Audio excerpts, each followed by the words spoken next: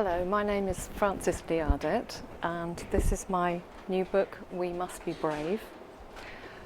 It's the story of a small girl, 4, maybe 5 years old, who's found on the back seat of a bus in December 1940 in a Hampshire village. The story goes through, I think, a total of 70 years, and it's about the war. It's about relationships, it's about people growing. Most of all, it's about loss and longing and long journeys. I'm here in Waterstones and I'm delighted to be able to pick out 3 books that I think I drew on from the point of view of how they touched me and how they also, in each one, somewhere in each one, is a huge journey which provokes loss and consequent longing. So my first pick is this wonderful book by Jhumpa Lahiri called The Namesake, and the journey is one by plane from India to the United States, a huge journey, and it begins with a young wife who's recently made this journey and she's giving birth to her son, who will be the first generation of the family to be born in the United States. Now, the story is primarily the story of this boy, this son, who is dubbed Goggle by his family, and it concerns his really quite enthralling search for how he builds his new identity and how he learns how to be himself throughout the book. The wonderful counterpoint to his journey of discovery is his mother's story, I feel, Ashima's story, where she doesn't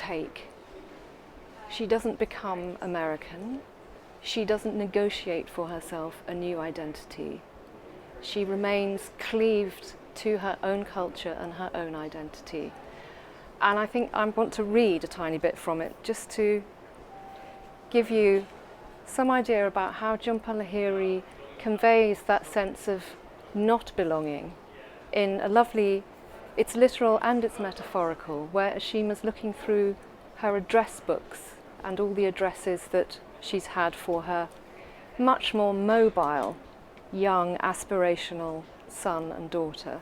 For me, the absolute key telling detail in this scene, and what marks out Jhumpa Lahiri as a writer who really knows how to do precision and how to do truthfulness, is slightly earlier in the chapter. On the end papers of all these books are phone numbers corresponding to no one, and the 800 numbers of all the airlines they've flown back and forth to Calcutta, and reservation numbers, and her ballpoint doodles as she was kept on hold. Now for me, the doodles, they just nail it, that I can see so clearly this woman doodling, and I can see all the sense of longing and journeying and love that goes into those doodles, the thrill of going home, the excitement of passage, and also the terrible isolation that she feels looking back on them. And I think this is where Jhumpa Lahiri really, really touches me, is in this absolute patient and very proper adherence to real, proper truth. The next book I want to show you is Brooklyn by Colm Tóibín. This time the journey's by ship, and there is such sickness. I can't tell you, there's such vomiting as this poor woman, young woman, a girl still really, goes across the Atlantic in a transatlantic liner under the waterline, and it's a lovely, lovely, brilliant scene of all this sickness and vomiting and fright and illness and utter wretchedness. And then she's all right, and then, oh, the homesickness comes. Anyway, she goes back to Ireland when her sister dies, and she's nearly, having already got married, I should say, to an American of Italian heritage.